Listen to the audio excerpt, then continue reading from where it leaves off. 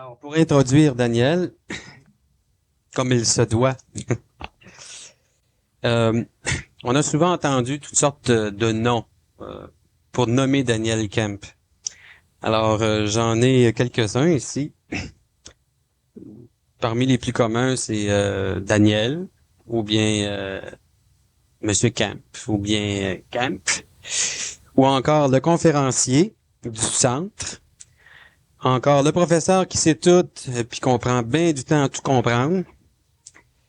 Et puis, enfin, il y a aussi celui qu'on pointe du doigt à un moment donné, puis qu'on essaie de repérer dans la foule, là, puis qu'on dit, tu sais, celui-là, là, tiens, lui, là, tu sais, il a le toupette un peu clairsemé. Alors ça, c'est Daniel Kemp.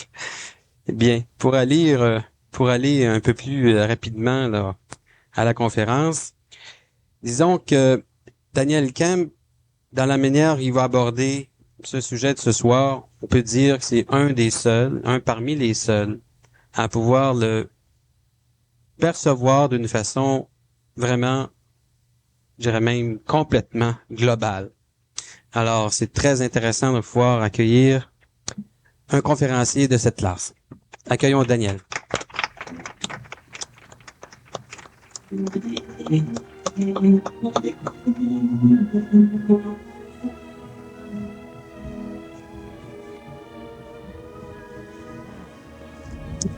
Mais oui, je constate qu'ils n'ont pas changé la chaise encore. Mais Non. tu vois pas ça. Il semblait qu'il y avait quelque chose de différent. Tu sais qu'après 200-300 ans ou 800-900 ans, c'est normal d'avoir le coup de pète clair. Mais tu pourrais avoir... C'est peut-être qu'on t'a mis la chaise là parce que tu deviens un peu plus androgyne. Que j'ai la chaise de la femme? Non, je pense pas. T'androgynes pas. Oui, pour ceux qui ne savent pas, c'est parce que ces fauteuils sont des authentiques. Et il se trouve que depuis 2 semaines, on me donne la chaise De la femme. de la femme. La Elle a chaise... les bras beaucoup plus petits, comme ça la femme ne peut pas s'appuyer, alors toujours le dos est un peu écrasé devant le mari. C'est des chaises qui datent de cette époque, tandis que la chaise du mâle, elle est beaucoup plus bien faite. Et on s'est dit peut-être que l'homme n'était pas si sexiste, c'était peut-être parce que les femmes à l'époque avaient des grandes robes qui devaient sortir. C'est pour ça que les dossiers sont bas. Bon, enfin. Supposément moins confortable. Ouais, mais à l'entrée, vous allez voir. Ben...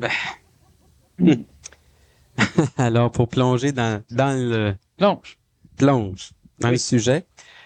Comment fait-on un nom? Parce que on dit Daniel, on dit Daniel. On dit, bon, ça vient de où? Comment? il y a une chose intéressante au niveau d'une conférence, pourquoi avoir un nom, c'est qu'à la fin de la conférence, on va poser la question, est-ce qu'on doit changer de nom ou non? On n'en parle pas. Ben, c'est que si je dis non, la conférence paraît stupide. Pourquoi faire une conférence sur les noms si en fin de compte, tout est correct? Et si je dis oui, ça crée un paquet de problèmes pour bien des gens. Comment se construit un nom? Pourquoi on a un nom? C'est sûr qu'on a un nom mathématiquement juste pour pouvoir au moins se repérer à travers une foule. Cela induit déjà le fait que si on a un nom pour pouvoir se reconnaître à travers une foule, c'est que déjà l'humain est soumis à des conditions collectives. Est-ce que on a besoin d'un nom pour communiquer entre deux individus? Non. Par contre, on peut avoir besoin d'un nom pour communiquer avec plusieurs individus. Maintenant, le nom lui-même l'homme n'a pas inventé un nom, l'homme n'a pas inventé non plus la langue ou le langage. À un moment donné, l'homme a commencé à exprimer par des sons gutturaux ce qu'il vivait au niveau émotif, donc au niveau des plans psychologiques ou des plans astraux. Lentement, l'homme a réussi à exprimer un peu plus ce qu'il percevait de lui-même, et c'est ce qu'on a appelé l'émotion. On parle aussi souvent de caractère animal. Parce que l'humanité, quand je parle de l'homme, je parle évidemment de la femme et de l'enfant. Lorsque l'homme a évolué un peu plus, donc au cours de quelques millions d'années, parce que dans le début d'une évolution, tout commence lentement, et plus cela va vite, et aujourd'hui, bien, on court. Lorsque l'être humain, lorsque l'homme commence à exprimer de plus en plus ce qu'il ressent, il finit par avoir la faculté de ressentir des choses extérieures. Donc, il finit par trouver le feu épeurant, il finit par avoir peur d'un smilodon, disons, d'une espèce de tigre de la préhistoire. Il finit par avoir des goûts par rapport aux femelles. Il finit par avoir des goûts par rapport aux armes. Il finit par être capable de reconnaître la valeur d'un chasseur ou d'un guerrier. Remarque qu'à cette époque, chasseur ou guerrier, c'est pareil, parce que de toute façon, on mange la viande humaine, alors il n'y a pas de guerre. Toujours de la chasse.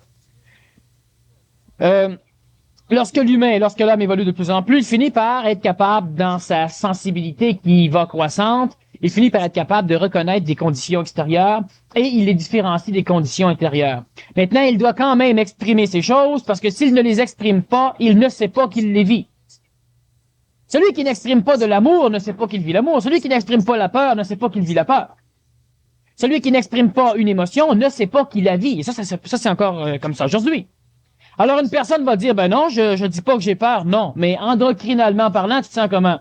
Ton cœur, est-ce qu'il accélère? Est-ce que tu sens ton système digestif commencer à accélérer ou à ralentir? Est-ce que tu as envie de faire dans tes culottes? Est-ce que tu transpires? Est-ce que tu commences à avoir froid? Tu exprimes. Mais celui qui n'exprime pas ne sait pas qu'il vit. On peut même aller jusqu'à dire que celui qui n'exprime pas, peut-être, ne vit pas l'émotion. Parce qu'effectivement, dans l'humain qui évolue à l'échelle de la planète, tout le phénomène émotif qui va porter, disons, un nom plus complet et plus correct de phénomène astro, donc l'astral de l'homme. L'astral, c'est sa mémoire, ses émotions et ses désirs. Et la psychologie, c'est la relation entre ces trois choses constituant l'astral de l'homme, constituant l'âme de l'homme. Au-delà de l'âme, il y a l'intellect, qui est le mental naissant. En deçà de l'âme, il y a le corps vital, qui est l'énergie intra-atomique permettant la cristallisation d'un corps physique. Lorsque l'homme, donc, commence à percevoir ces choses, il exprime. Il doit exprimer parce que s'il n'exprime pas, il ne sait pas. Les corps physiques de nos ancêtres étant des corps physiques extrêmement massifs, ils n'ont pas de système endocrinien comme les nôtres, ils n'ont pas de système nerveux aussi raffiné que les nôtres, donc ils ne peuvent pas exprimer à l'interne leurs émotions, ils doivent donc toujours les exprimer à l'externe. Alors l'homme des cavernes, s'il a faim, il va baver. Il ne pourra pas jouir à l'intérieur, il devra jouir à l'extérieur. S'il a le goût de, disons, faire l'amour, faut s'entendre, à l'époque, c'était beaucoup plus, enfin, ça revenait un peu à la chasse. Alors, c'était exprimé à l'extérieur. Oui, parce qu'il y avait toujours quelque chose qui se sauvait, quelque chose qui courait. C'est pas? Ah, donc, on revient encore au phénomène de la chasse. Lorsque les femmes ont commencé à se défendre, la première a été Diane, et puis elle a commencé à courir après les hommes, et on l'a appelée Diane chasseresse. Ouais, c'était une déesse, à un moment donné, au niveau des Romains et des Grecs.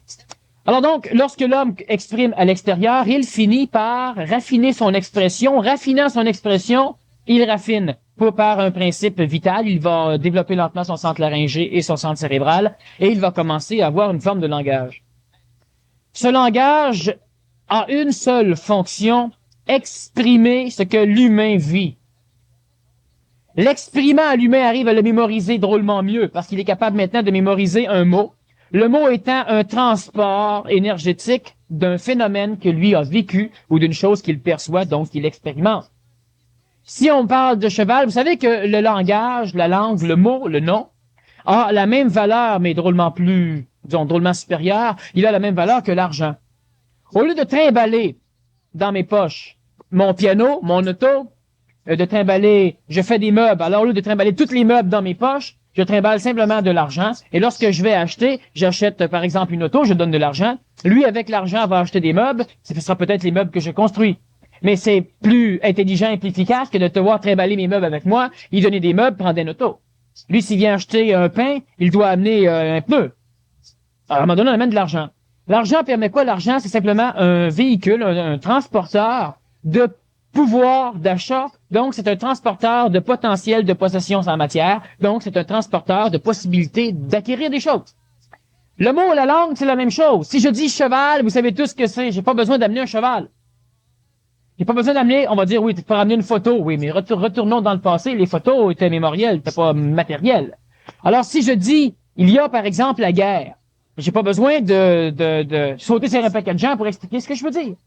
Le mot, donc, devenait un transport, une forme, qui permettait à l'humain de transporter quelque chose, qui lui permettait de pouvoir instruire les autres de ce qu'il avait chez lui. Je te laisse aller, je bois. Mazda GLC à déplacer, immatriculé BFA 795. Elle est sans doute devant une porte de garage ou quelque chose. Parce que les portes de garage cachent toujours des automobilistes qui veulent sortir. Ou qui veulent rentrer, remarque. Bon.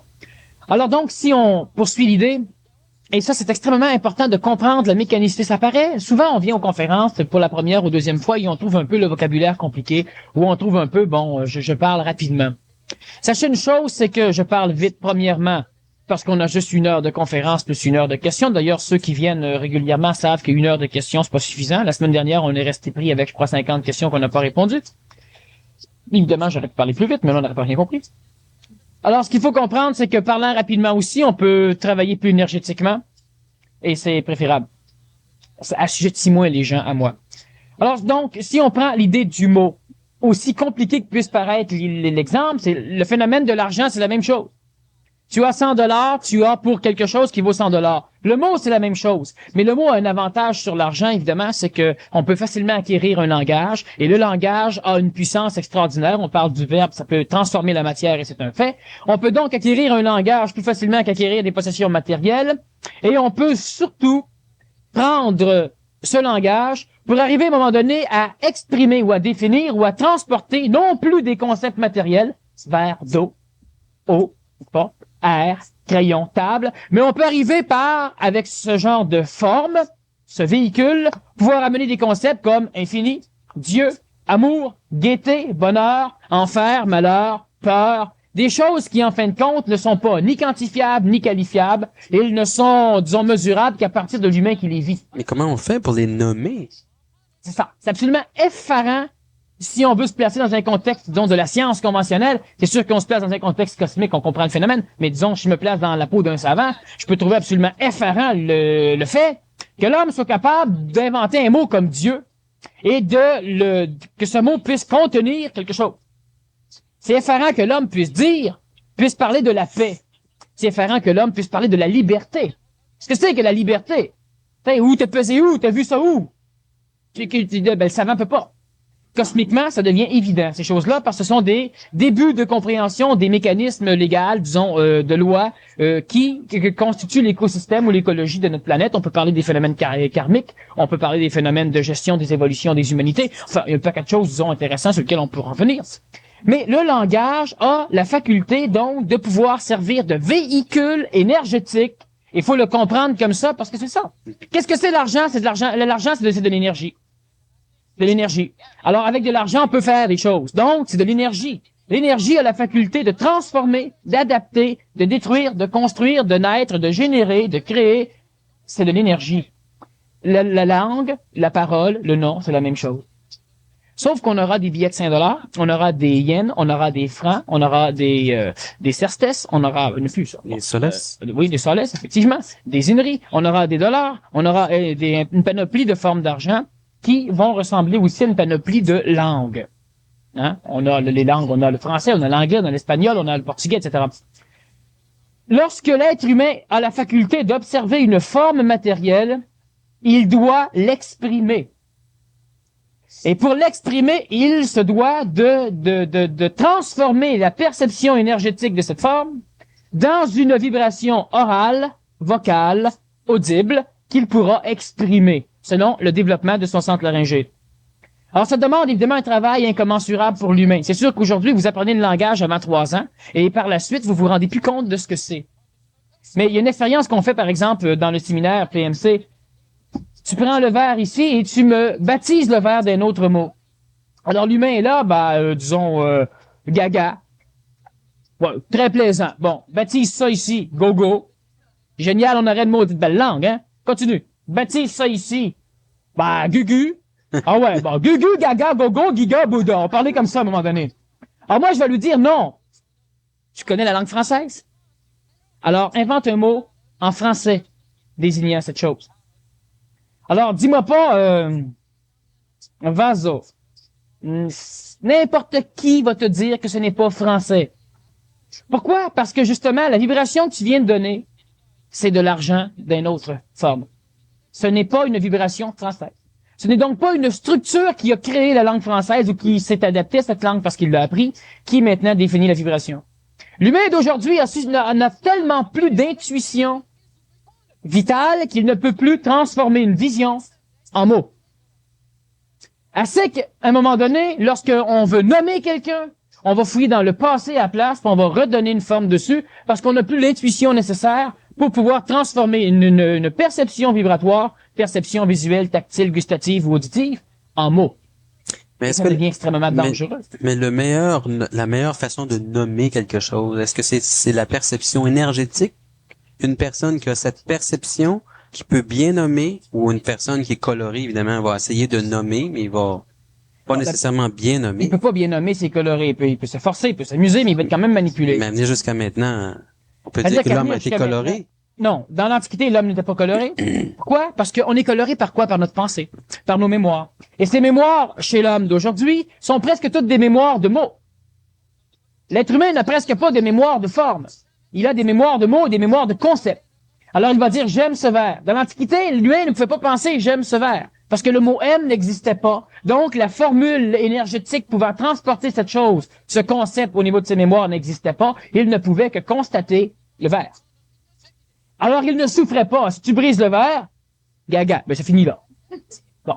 Aujourd'hui, si on brise un verre, alors tout ce qu'on pourra mettre dessus, le beau, le prix, le cristal, la rareté, la forme, le plaisir, on met tellement de choses sur le verre que brise pas le verre parce que là, l'humain va commencer peut exprimer des choses, donc il pourra vivre des situations émotives et il pourra vivre des détresses émotives. Alors, la personne, donc, si on revient un peu dans la création des langues, intuitivement, c'est-à-dire que l'être humain avait la possibilité de capter l'énergie vitale, donc l'onde de forme, l'énergie endoformique d'un objet, et le captant, il pouvait y goûter. Ce goût, il l'expérimentait. L'expérimentant, il pouvait le parler.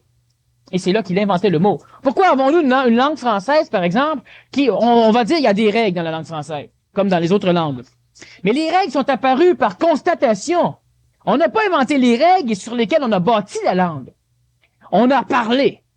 Puis à un moment donné, il y a des bonhommes qui ont dit, là, on va structurer la langue. Pourquoi? Pas parce que, par exemple, la langue latine dans le début, en ce qui concerne la langue française. Pas parce que le monde parlait de plus en plus mal. Parce que le monde était de plus en plus coloré par d'autres langues. Quand est-ce qu'on commence à parler mal? Quand on est coloré par d'autres langues. Un troc québécois n'a pas inventé ça. Il l'a pris du contexte anglais. Bon, attends-moi, sous le corner, je m'en viens back. C'est du contexte anglais. Ça, c'est pas inventé par l'humain, pas par le Québécois. Alors donc, lorsque les langues sont inventées, elles sont inventées dans des lois qui sont inconnues de l'homme, qui ne sont pas régies par l'homme, mais qui effectivement font en sorte qu'on aura toujours des syllabes, qu'on aura des consonances, des sons, qu'on aura des argumentations sonores, qu'on aura une forme de construction de la phrase, une phraséologie particulière qui va faire en sorte que ça, c'est typiquement français, que ça, c'est typiquement espagnol, que ça, c'est typiquement allemand, russe, chinois, bantou, anglais, etc. Cela veut dire que, premièrement, selon la constitution neuronique des humains, selon leur constitution biologique, physique, donc génétique, selon leur constitution énergétique au niveau du plan vital, donc tellurique, yénique ou solaire yanique, selon toute leur constitution, selon leur alimentation, selon le sol sur lequel ils vont vivre, alors ils auront une expression orale différente d'une chose similaire. On crée donc les langues. Lorsque l'homme commence à nommer, la nomie, c'est la première science qui est vécue par l'humain. L'humain ne peut pas poser la question, pourquoi y a-t-il de l'eau là-dedans? Parce que l'humain, si l'humain peut poser le pourquoi, il va dire pourquoi. Bon. Alors, il faut qu'il commence par nommer ça, qu'il nomme la chose qui est dedans. Donc, il va nommer le verre, il va nommer l'eau. Faudra par la suite qu'il nomme la situation dedans, dehors. Faudra qu'il nomme différentes choses de ce genre pour pouvoir arriver à un moment donné à commencer à réfléchir les choses. Donc, la nomie est la première chose que l'homme va faire, il nomme les choses. Par la suite, il y aura la logie, où il pourra étudier la relation entre les choses nommées. On connaît la physionomie, estomac, cœur, on connaît la physiologie, qu'est-ce que l'estomac fait par rapport au cœur, on connaît l'astronomie, Mercure, Vénus, Bételgeuse, on connaît l'astrologie, qui essaie d'étudier l'effet des astres sur la planète Terre et sur l'homme. Alors donc, l'homme va donc avoir une science qui va être relativement prolifique, mais qui va y aller selon, premièrement, à partir de l'anomie. Lorsqu'on a commencé à nommer les humains, c'était autre chose. Parce que pendant longtemps, les hommes nommaient les objets, nommaient les trucs à aller chasser, mais ils ne se nommaient pas eux. Lorsqu'ils ont commencé à se nommer eux, c'est lorsqu'ils ont commencé à avoir une personnalité vitale, donc à avoir une individualité. Parce que pendant longtemps, l'homme parle de son clan, de sa race, mais on est une gang, il n'y aura pas de nom au niveau de l'individu. Il n'y aura pas de nom, même pas de nom d'animal? Les animaux, oui, parce que l'animal devient l'animal individuel, non, mais l'animal collectif, oui. Par exemple, disons chevreuil, il l'aura. Il aura peut-être aussi humain, mais il n'aura pas Daniel, il n'aura pas Monique, il n'aura pas Gabriel, il n'aura pas ce genre de nom. Lorsque l'être humain arrive à pouvoir regarder quelqu'un et à pouvoir percevoir une vibration qu'il pourra transmettre par l'oral et là, la toucher. Lorsque l'homme va commencer à nommer les autres, donc à baptiser. Mais on parle pas du baptême pour l'instant. Le baptême, ça veut simplement dire donner un nom à un humain, mais disons que, comme tel, le baptême veut dire immersion totale, c'est-à-dire relatif à un acte religieux. Mais lorsque l'homme commence à nommer, à donner un nom aux individus, il faut comprendre que l'homme n'a pas nommé les individus dans le début. Mais les individus se nommaient eux. Et on les appelait par la suite par leur nom. Et là, on disait, c'est son nom.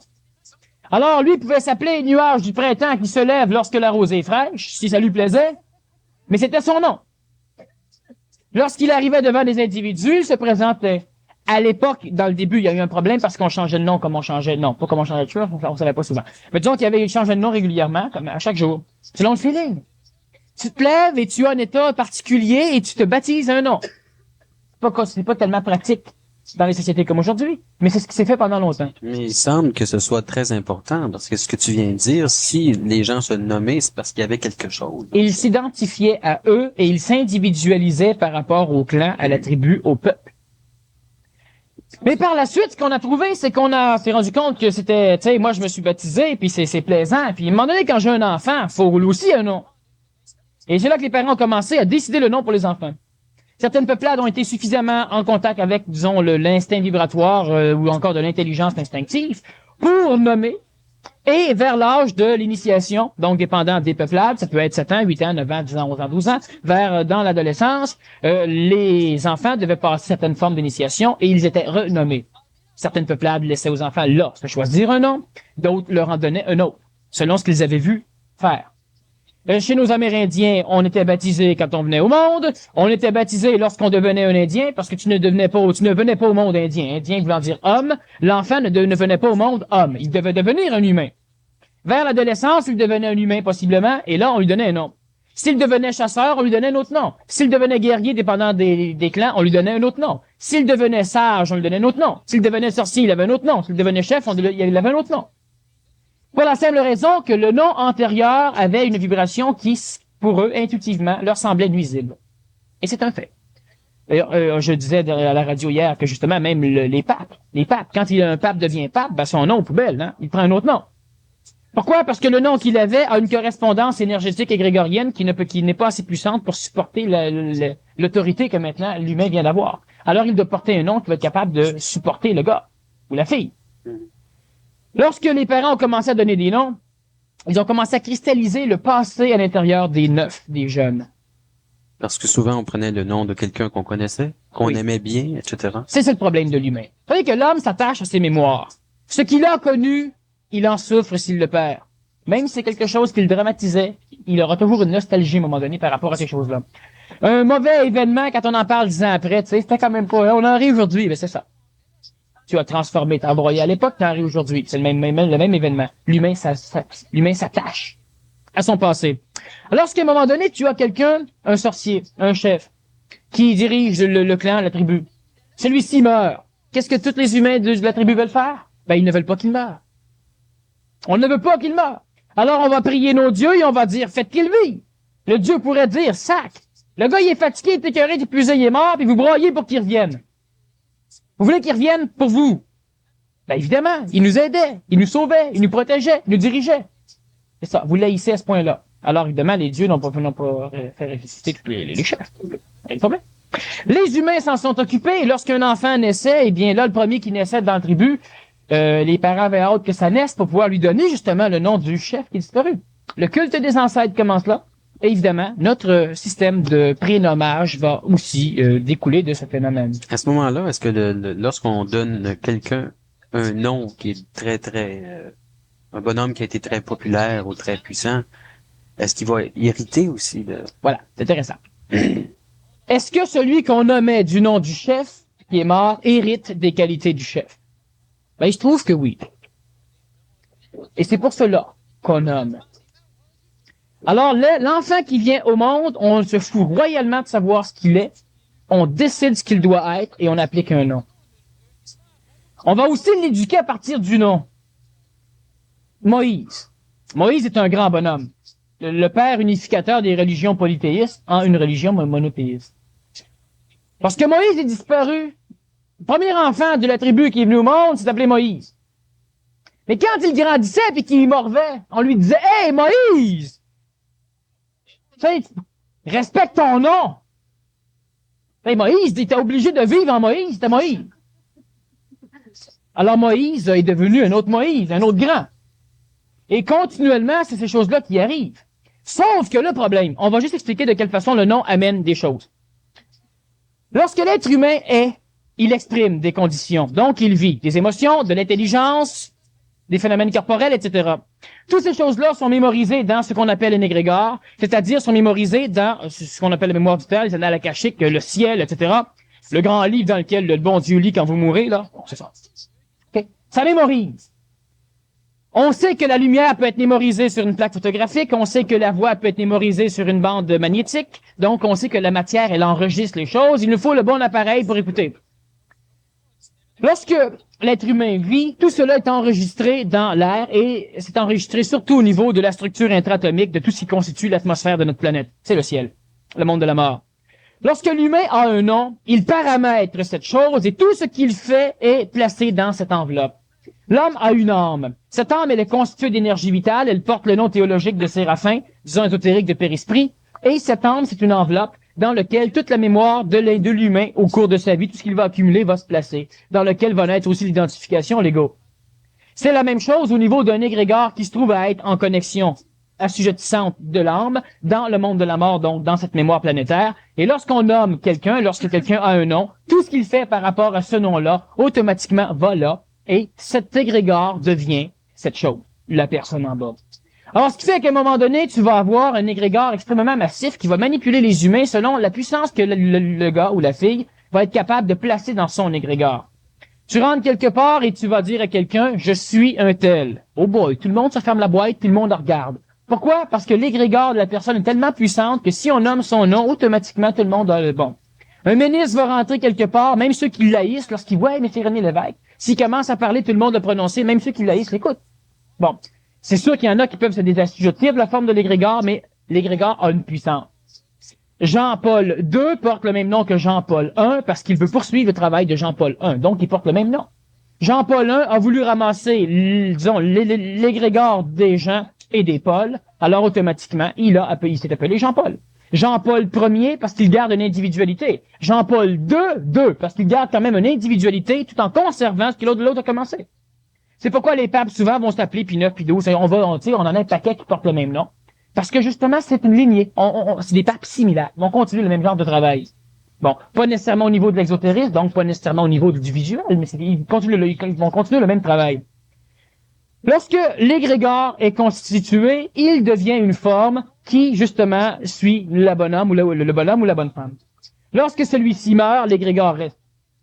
Alors, lorsqu'un autre naît, on lui donne le même nom. Automatiquement, chaque fois qu'on prononce son nom, l'égrégore se connecte là. C'est la clé. Et cet égrégore est de l'énergie. Maintenant, il faut arriver à s'en servir. Le maudit problème, c'est que lorsque Moïse II est apparu, dans d'autres petits clans, d'autres sont nés. Et chacun pensait être le premier à baptiser Moïse. Alors, il y a eu peut-être 8-9 Moïse. Ces 8-9 Moïse se sont peut-être chicanés un peu la puissance du Moïse antérieur, du Moïse premier. Sauf que chacun a vécu leur vie et la tribu tribu d'Israël, disons, continuant à grossir, ben évidemment, les Moïse, on en a eu. Sauf que l'égrégore de Moïse, entaché des égrégores des 5 autres Moïse qui n'avaient plus maintenant la même puissance, altère l'égrégore du premier Moïse. Alors lorsqu'on a 300 000 Moïse, ben il n'y en a plus un seul qui a la valeur du premier Moïse.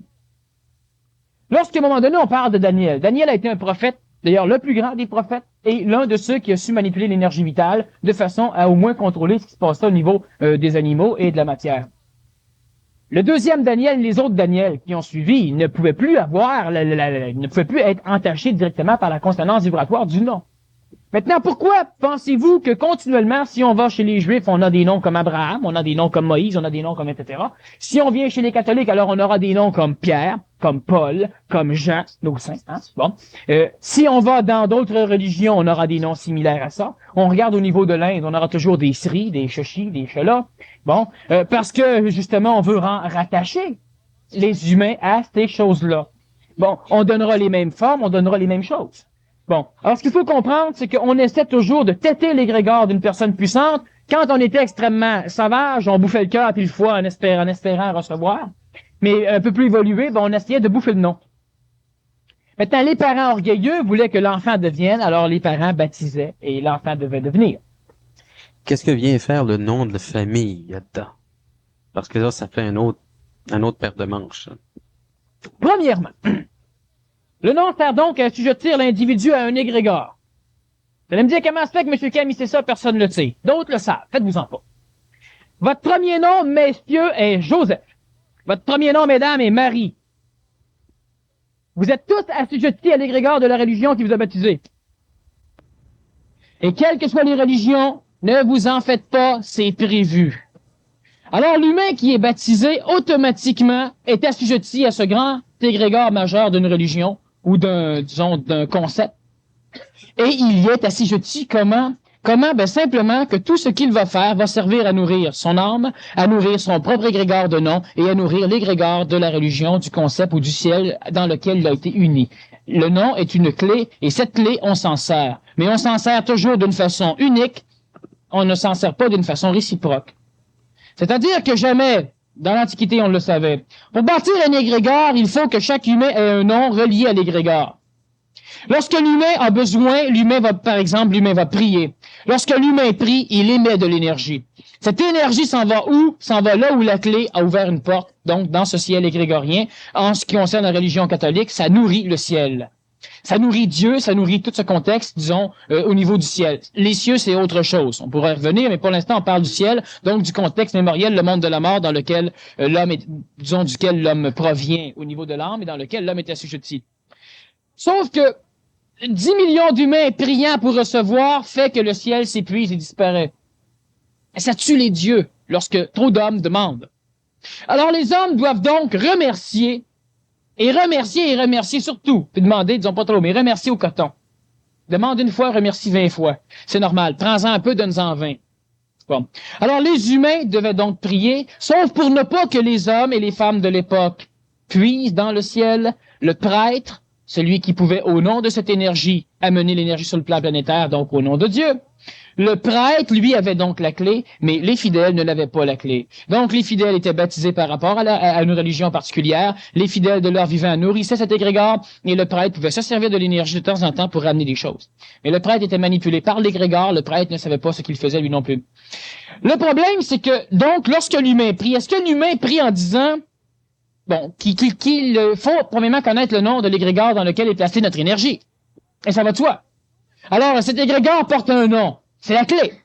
Pour entrer en contact avec cet égrégore, on doit avoir la clé. Est-ce que c'est mon père? Est-ce que c'est Yahvé? Est-ce que c'est Jéhovah? Est-ce que c'est Allah? Est-ce que c'est qu'est-ce que c'est? Lorsqu'on a le nom de cette clé, ben alors évidemment, on va y aller. Mon père, je te demande, faisons attention, si je ne nomme pas mon nom, je n'aurai rien. Mais je vais donner. Lorsque le Nazaréen enseigne à l'humain comment prier, évidemment, il ne donne pas la clé du nom, mais il finit en disant « Amen », ce qui veut dire « Ainsi soit-il », donc qu'il en soit ainsi. C'est un ordre. Le Nazaréen n'a pas dit à l'homme « Écrasez-vous complètement puis espérez que ça va venir », parce qu'il finissait par « Amen ». Maintenant, ceux qui ont les oreilles devraient comprendre qu'il en soit ainsi. Oui, parce qu'il est du domaine de l'homme de manipuler les forces du ciel. Les forces des cieux, c'est autre chose. Donc, l'homme qui prie, la femme qui prie, donne, mais ne reçoit jamais. Et pourtant, les religions qui partent, et j'ai déjà assisté à des guérisons au niveau du renouveau charismatisme, il y a presque 15 ans, au niveau de d'autres religions, et c'est toujours, mon père, je te présente ici mon frère Daniel, le nom, qui souffre de telle maladie, etc., et puis blablabla, puis là, floum, il pouvait y arriver une guérison. Mais là, il y avait le nom, la clé, où ça devait aller. Pas juste la clé d'où ça devait partir. Tandis que ça, les clés ont tellement été bien cachées par les prêtres que les prêtres eux-mêmes les ont oubliées et qu'en fin de compte, on les a perdus. Bon. Maintenant, on va dire, oui, mais là, c'est intéressant, sacré-bleu, demain, on se garoche tel oratoire puis on sait comment marcher. Le problème, c'est que les religions qui ont commencé à marcher et qui avaient des guérisons, certains vont dire, oui, mais il y avait des trucages. Oui, une vraie sur 10 trucages. Même le prêtre embarque, parce que c'est 10 trucages, d'un coup, il y en a une qui vient pas truquer. Si ça essaye pareil, ça marche. Il vient se faire avoir lui aussi. Qu'est-ce qui arrive, c'est qu'après 2, 3, 4, 5, 6, 7, 8 guérisons, ça ne marche plus. Non, l'égrégore est vide. Dieu n'a plus de puissance. Ce Dieu n'a plus de puissance. Comme tout le monde a vu la guérison, tout le monde est emballé, tout le monde tête, mais personne donne, ben évidemment, ça ne marche plus. Alors, on doit dire à l'homme, c'est suffisant, bon, on met les raisons qu'on voudra, et puis là, on doit prier, on doit remercier, on doit en mettre. Pour qu'un jour, ça puisse servir à quelqu'un. Encore une fois, au nom de Dieu, c'est-à-dire que l'humain lui-même, c'est pas son égrégore, c'est l'égrégore collectif. Dieu, c'est tout le monde, hein? Tout le monde est un peu Dieu. Bon. Donc, c'est extrêmement important de comprendre le phénomène du nom. Il n'y a pas juste moi qui le sais. On l'a su dans l'Antiquité, on l'a oublié parce que quand on cache, on oublie parce que l'homme fonctionne mémoriellement tandis que moi, je fonctionne instantanément, donc je peux pas oublier. Je me rappelle de rien. Je peux pas oublier. Bon. Mémorise rien non plus. Ce qu'il faut donc comprendre, c'est que juste regarder de quelle façon la structure de vos noms a été conçue, ben effectivement, il doit y avoir une raison. Pourquoi les hommes portent tous Joseph au début de leur plan de baptême et les femmes Marie. Il y a une raison. Une personne dirait, oui, ben moi, j'ai pas Joseph. Oui, d'accord, mais ça n'empêche pas que la majorité l'ont. Okay? On parle d'un phénomène, là. Le nom de famille, pour te faire taire un peu. Je pense trop. Le nom de famille. Le nom de famille, c'est le contexte Joseph-Marie social. Assujettir l'humain à quelque chose. Je suis un roi. Mon nom est roi. Parce que les noms de famille ont commencé comme ça. Quand tu venais de la rivière qui pue, donc tu t'appelles Daniel de la rivière qui pue. Bon. Ou tu t'appelles des chênes d'abord. Tu viens d'une forêt des chênes. Lorsque l'homme... Je sais pas si ça vient pas de la rivière qui pue. C'est correct, c'est suffisant. Donc, ce qu'il faut comprendre, c'est que le nom de famille servait simplement à punir souvent et en même temps à paramétrer les classes sociales. Je suis un roi, mes enfants devront porter le nom de roi et je leur donnerai un nom, un prénom. Mais quel sera le nom important, roi? Alors toi, tu viens à un moment donné à la cour, tu demandes la main de ma fille. Ton nom, Daniel. Je vais avoir le pedigree, moi, là. Dans l'Antiquité, on disait Daniel, fils de Jéhoshua ben Joseph. Jésus, fils de Joseph. Bon, parfait. Là, j'avais une idée. Mais Jésus, fils de Joseph, fils de blabla David. David étant un roi, on peut penser que le gars est correct. Mais sinon, bon, Jésus ne descend pas de David d'ailleurs, enfin, on l'a écrit dans une des évangiles, puis on le contredit des autres. Enfin. Ce qu'il faut comprendre, donc, le nom de la famille servait simplement à dire, toi, tu es un petit quoi? Petit. OK? T'es un petit Kem, t'es un petit Larivière, t'es un petit Tremblay. Petit. Très important. L'humain doit rester médiocre. Et cette idée, elle est venue justement de l'aristocratie au niveau social. C'est-à-dire que toi, à un moment donné, tu vas venir dire, je suis Daniel Bolduc. Bolduc, ça n'a jamais rien réussi. Alors, le nom Bolduc assujettit donc l'individu à la lignée familiale, donc au carcan génétique. Mais toi, si tu changes par mutation, parce que ta femme va venir. Mais étant donné que le contexte social est un contexte de mâle, la génétique de la femme n'est jamais... On n'en tient jamais compte, on ne tient compte que de la génétique du mâle. T'es un bolduc, mais toutes les femmes qui se sont greffées à la famille ont toutes changé la lignée génétique. Mais socialement, on s'en fout. Tu restes bolduc, de père en père, père en fils. Et ce qui est faux génétiquement. Donc, à un moment donné, le bolduc qui est là peut être un gars extraordinaire, tandis que l'arrière-grand-père était un fumiste, était un meurtrier, était n'importe quoi. Parce que les femmes se sont mêlées. Évidemment, c'est le même phénomène au niveau des femmes. Mais vu que le nom était, disons, relié au patriarcat, c'est-à-dire au mâle, il faut comprendre l'idée.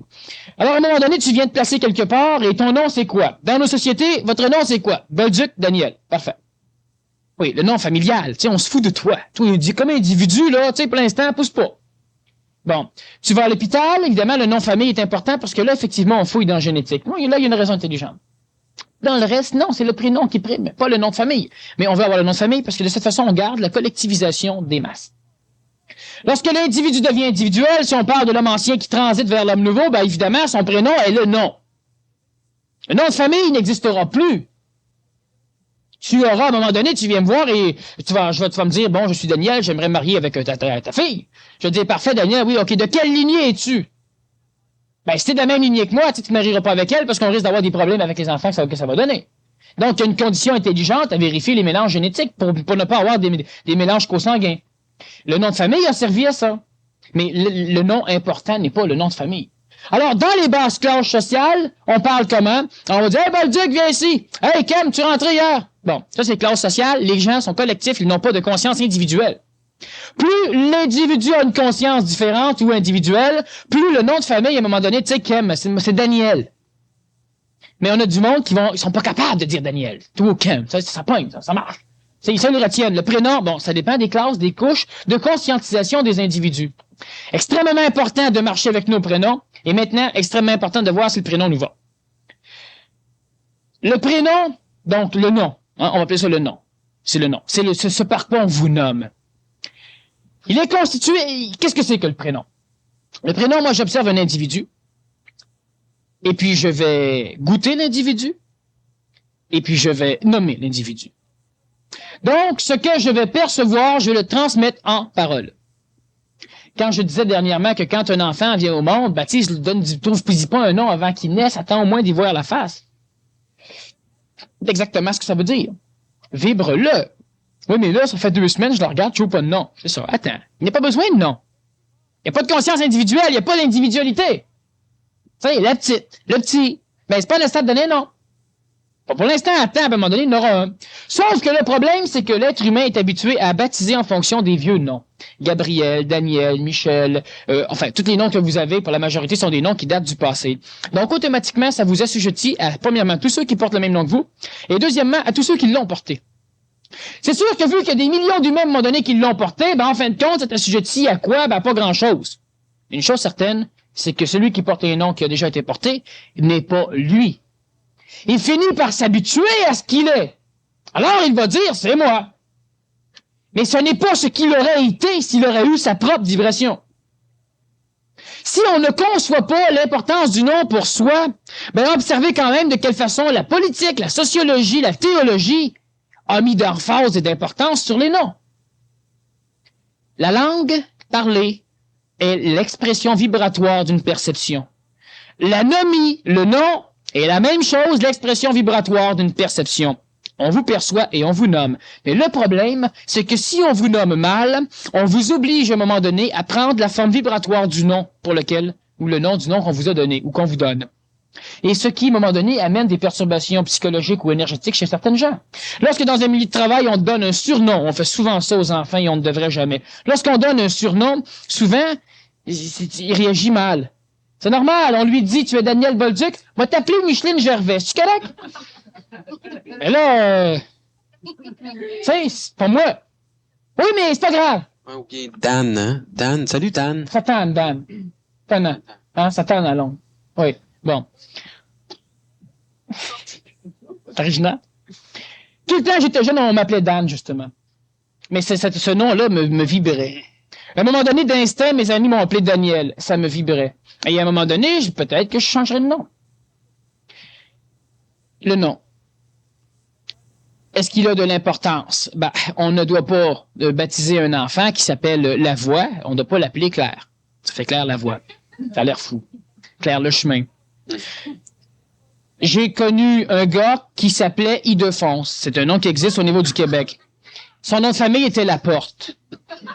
Ildefonse Laporte. Bon, c'était extrême, mais c'est sérieux. C'était bien malvenu. Bon. J'ai rencontré quelqu'un qui s'appelait Marmalade. C'était un Haïtien.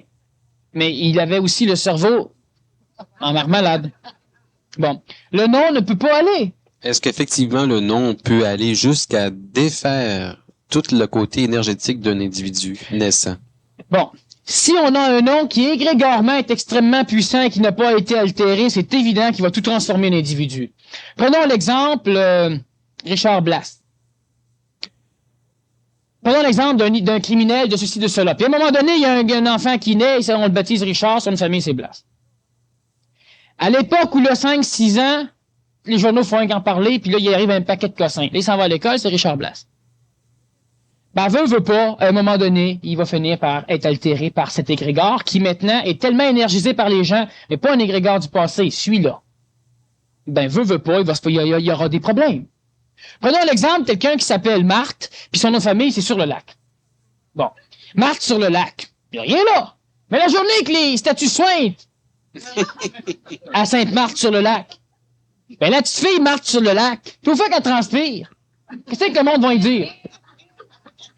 Ça va altérer comment sa condition de vie? À jamais. Bon. Sauf si c'est un boxeuse. Bon. Encore là. Ça, on va dire, c'est des exemples directs au niveau disons, de l'infrastructure psychologique, oui. Et c'est pourquoi on peut en rire, parce qu'on peut voir immédiatement ce qui se passe. Le problème, c'est les autres, non. C'est qu'on ne voit pas ce qui arrive. On ne voit pas ce qui se passe. Et notre nom, ben, c'est évident qu'on finit par s'y faire. Vous savez, vous avez un gros bouton sur le nez. Hein? Ou il y en a qui ont un grand nez. Hein? Oui. Alors, à un moment donné, ils peuvent se dire, sac, j'ai un grand nez. J'aimerais bien pour ne pas l'avoir. Mais après 40 ans de grand nez, toi, tu vois le grand nez?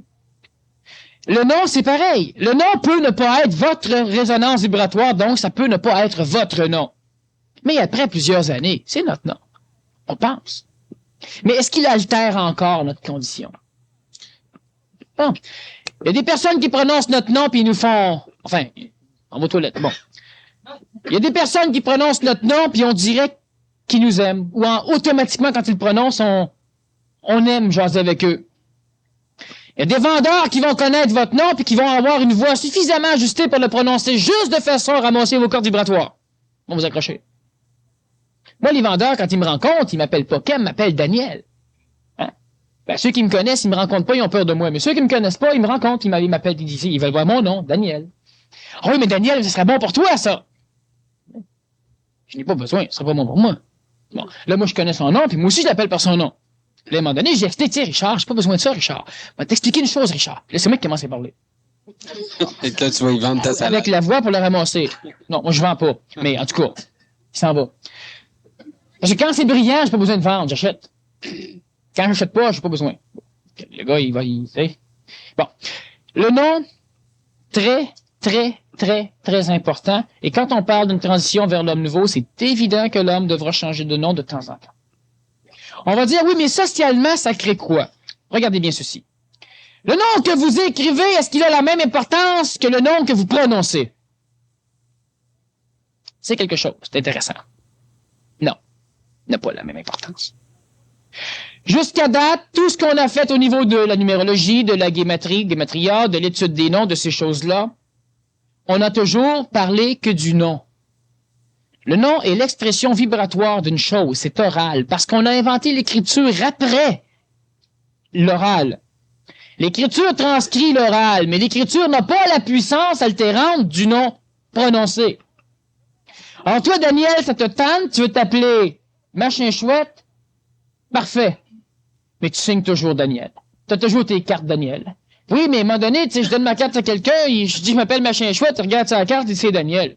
On mourrait pas, c'est pas parce qu'une fois ou deux, le gars de l'hôtel ou le gars du garage, ça fait rien là. C'est pas une philosophie comme le végétarisme à un moment donné où ce qu'on est supposé mourir le moindrement qu'on voit de la viande. Bon, si on prononce ton nom une fois comme c'est bon, ben ça change rien, c'est passé combien d'années vous le faites prononcer. Sauf que ça altère, c'est tout. À un moment donné, tu as une consonance vibratoire qui fait que ce serait tel nom.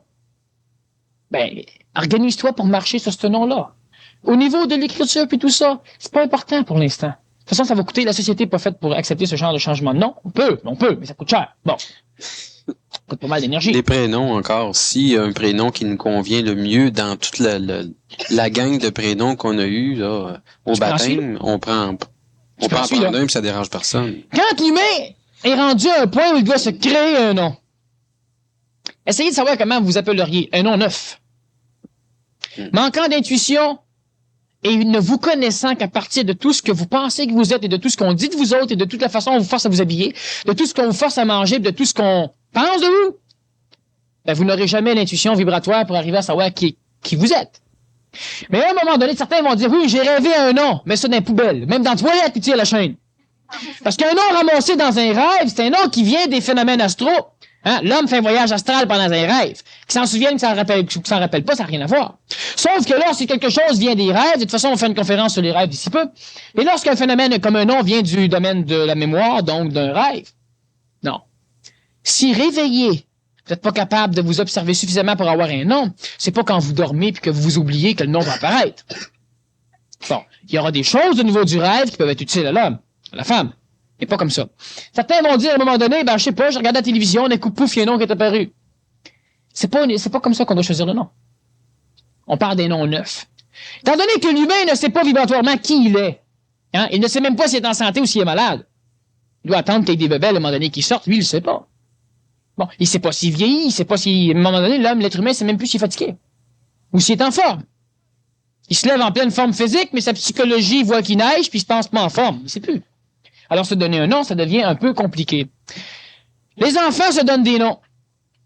Eh oui! Lorsqu'un enfant joue, quand un enfant a vu Superman, il joue à Superman, puis il s'appelle Superman. OK, c'est la même idée, mais l'enfant, intuitivement, sait. Lui, il pourrait se baptiser, mais il ne faut pas qu'on attende trop longtemps, évidemment, mais il faut au moins laisser le temps de parler, parce que sinon, ça va être un nom pas mal guttural. C'est une question. En fait. Au fait, tu parlais tout à l'heure de l'apparition des différents langages. C'est apparu, il paraît, dans la Bible, en tout cas, on dit que c'était apparu avec la tour de Babel. Babel était un éléphant de l'époque. C'était un éléphant. Oui. Mais c'est quoi ce phénomène de Babel? Bon, Babel, la création des langues. Lorsque l'homme est apparu sous le contexte de la planète, l'homme n'avait pas le choix. On parle de grande tour pour rejoindre Dieu. Mais il faut bien comprendre que Dieu, c'est le contexte du ciel. Et toute la Bible, lorsqu'elle parle du ciel et de Dieu, elle parle du contexte du monde de la mort et des mémoires. Dieu, dans la Bible, on peut constater qu'il évolue au même rythme que l'humain. On peut constater que le Dieu d'aujourd'hui n'est pas le Dieu de colère, de vengeance et de restriction du Dieu de l'Antiquité. On peut constater une panoplie de choses. Il y a un paquet de dieux qui étaient extrêmement puissants, qui dirigeaient des peuples. Ces dieux-là sont morts lorsque les peuples ont changé de Dieu, parce qu'en énergisant plus cet égrégore divin, donc ce Dieu finit par s'épuiser lui-même, il est mort. Et on a donc ce phénomène au niveau de l'évolution. La tour de Babel, c'est simplement une construction au niveau oral qui permettait à l'humain d'essayer de pouvoir transcrire toutes les connotations de perception intuitive du monde de la mort. Lorsque l'être humain, lorsque plusieurs humains, à un moment donné, ont commencé par intuition à être reliés au monde de la mort, tout en restant vivants, hein, parce que dans l'Antiquité, plusieurs ont pu le faire, Moïse et Abraham, il y en a une panoplie qui ont eu justement ce contact. Bon, lorsque l'être humain, à cette époque, et on parle quand même d'une époque qui est qui est même pré-atlantéenne, lorsque l'être humain a essayé de traduire par le mot. Parce que lorsque l'être humain a commencé à développer son centre laryngé, son cerveau, ça c'est dans les Lémurie, il est devenu fou de la parole. C'est pas depuis aujourd'hui que le monde aime parler, vous savez. Ça date, le téléphone n'existait pas, mais on parlait. Bon. Alors, lorsque l'homme a commencé à parler, il avait donc la faculté de pouvoir dire une chose, de la mémoriser comme telle, et de réduire son potentiel de mémoire, dont la quantité nécessaire en espace mémoriel, il pouvait le réduire pour contenir la même chose. Lorsqu'il regardait un paysage, c'était immense. Mais il avait juste à dire, j'ai vu une belle montagne, c'était réglé. Et il pouvait même maintenant comparer les montagnes, il pouvait même spéculer les montagnes, déduire les montagnes, comparer les choses.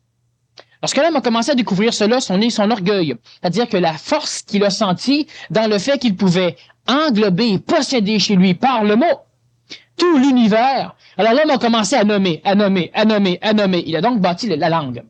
Lorsqu'il s'est attaché au plan de Dieu, donc au plan céleste. Le problème, c'est que chaque strate du ciel est un plan vibratoire différent, et selon la vibration de l'âme de chacun des humains, il ira se connecter à des strates différentes. Donc, ce qu'il va amener au niveau du langage n'aura pas nécessairement la même expression vibratoire que pour un homme que pour un autre. Lorsque l'être humain a commencé à amener une panoplie de choses, il a commencé à amener des mots.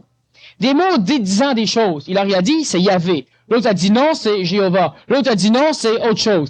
Ils ont amené d'autres phénomènes. Il y a la mort. Non, il y a ceci. Non, il y a cela. Lentement, tous ces mots, tous ces concepts ont fini par habiter l'humain qui les nommait. Évidemment, dans la panoplie d'humains qu'on avait à l'époque, plusieurs avaient une vibration similaire, donc allaient chercher les mêmes paliers. Pour essayer de connaître Dieu, donc tous les paliers du ciel pour les transmettre au niveau oral, ben alors l'homme s'est gouré complètement. Pour la simple raison que selon l'état vibratoire de chacun des humains ou chacun des blocs d'humains, on avait une lecture différente du bloc du ciel et automatiquement on amenait des mots qui ne pouvaient plus être en résonance d'un par rapport à l'autre. On avait même besoin d'articuler une vibration différente pour pouvoir exprimer convenablement une vision d'un des paliers du ciel. Alors automatiquement, l'humain a amené sur le plan planétaire toute une panoplie de mots nouveaux et des mots qui ne pouvaient pas être en résonance l'un par rapport à l'autre. Alors, si tu prends le latin, si tu prends l'hébreu, si tu prends, par exemple, l'égyptien, disons, antique de l'époque, ce sont des langues, et d'ailleurs, il y a eu avant ça, il y a d'autres langues, mais ce sont des langues qui définissent les mêmes choses à partir d'une vibration céleste différente. Donc, automatiquement, je donne un exemple, pajaro, ça veut dire oiseau. Mais c'est plus facile pour une vibration cérébrale, pour un humain normal, de dire oiseau, que de dire pajaro. Alors, tu vas le trouver écrire dans un livre, P-A-J-A-R-O, Pajaro. Le J n'existe pas. Ce serait Pajaro, presque Pacaro. Bon, en tout cas, bon, faut pas, hein. Lorsque l'humain arrive, Pájaro, l'autre, oiseau. Là, essayé de concilier les deux, j'ai vu un oiseau, pájaro, qui était back sur le... Là, à un moment donné, tu peux plus. Pourquoi? Parce que tu es toujours en train d'ajuster ton centre laryngé à une consonance vibratoire, puis là, je mêle pas le chinois puis le russe. Alors, automatiquement, lentement, l'humain n'a pas pu continuer la conversation entre les différents paliers de ceux qui avaient justement essayé de traduire par la parole le monde de la mort. Alors, automatiquement, ne pouvant pas, et étant convaincus, parce que l'orgueil est là, que eux avaient raison, que les autres étaient tous des petits clins, ben évidemment, ils sont ramassés en troupeau. Puis là, chacun s'est séparé, et on a évidemment eu, par la suite, l'évolution des langues. Comme l'enfant apprend la langue des parents, même si elle contient 300 mots, il apprend en même temps la vibration par laquelle il devra exprimer sa perception. Donc, s'il apprend l'hébreu, s'il invente un nouveau mot, il sera hébreu, de par sa résonance vibratoire. L'autre qui est égyptien, s'il invente un nouveau mot, il sera égyptien. Tu sembles vouloir exprimer que les différentes langues représentent différents niveaux de puissance. Non. Les différentes langues sont nées à partir d'une perception de différents niveaux du monde de la mort ou d'une perception de différents niveaux, disons, de l'endroit où restait Dieu à l'époque, le ciel. Mais ce n'est pas on ne peut pas dire, par exemple, que le français a plus de puissance que telle autre langue. Par contre, il y a effectivement eu des langues qui ont eu plus de puissance que d'autres au niveau du verbe. L'hébreu, entre autres, est une des langues extrêmement puissantes. Le latin est l'une des langues les plus puissantes que la Terre a portées. Le français québécois est l'une des langues qui est en train de se renforcer énormément lorsqu'elle est bien articulée.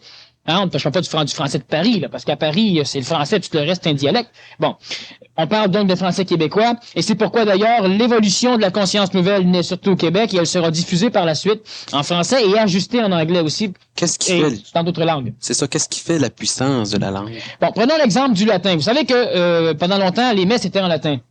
Le latin, d'ailleurs, tous les rituels magiques, parce que c'est de la magie blanche, une messe, c'est de la magie blanche. Tu essaies de recevoir les béatitudes de divinité. Alors, la sorcellerie, c'est le même phénomène, mais là, tu essaies de recevoir de l'aide de Satan ou des forces diaboliques. Lorsque la messe était en latin, on avait donc une formule magique, c'est-à-dire qu'on émettait, il fallait avoir une voix juste. C'est d'ailleurs pourquoi les prêtres, vous savez, quand un prêtre vous parle, vous savez que c'est un prêtre.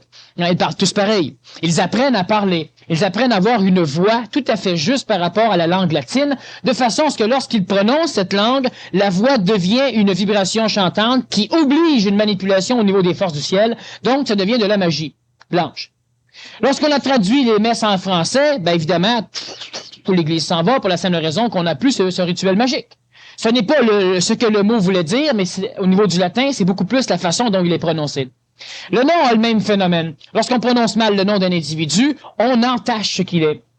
On peut parler des noms doubles, par exemple, qui foquent souvent l'individu. Parce que l'individu, tout le long de sa croissance, a une personnalité double au niveau des grégores du nom qui devrait, à un moment donné, se fusionner.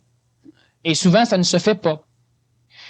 Les langues, donc, ce ne sont pas... On a des langues plus puissantes que d'autres, on a des langues un peu moins puissantes que d'autres, mais la langue, même si elle est moins puissante, cela ne veut pas dire que l'individu n'a pas de puissance. Il faut faire attention juste à ce niveau-là. Le peuple a la même puissance. D'accord. Elle dépend du véhicule qu'il va employer. Oui.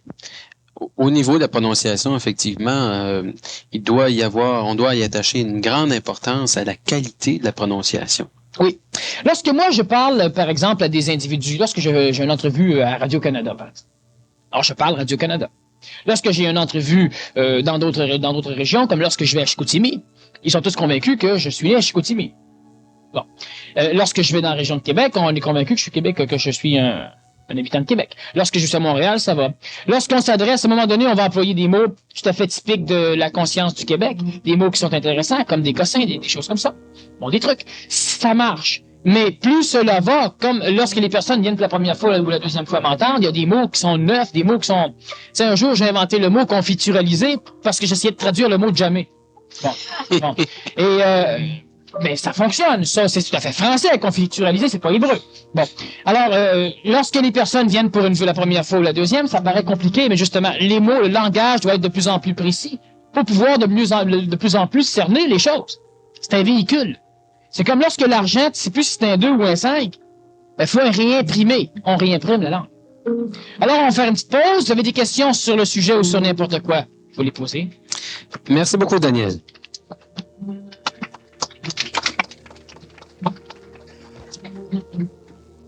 Je vous invite donc à vous procurer votre billet pour la semaine prochaine.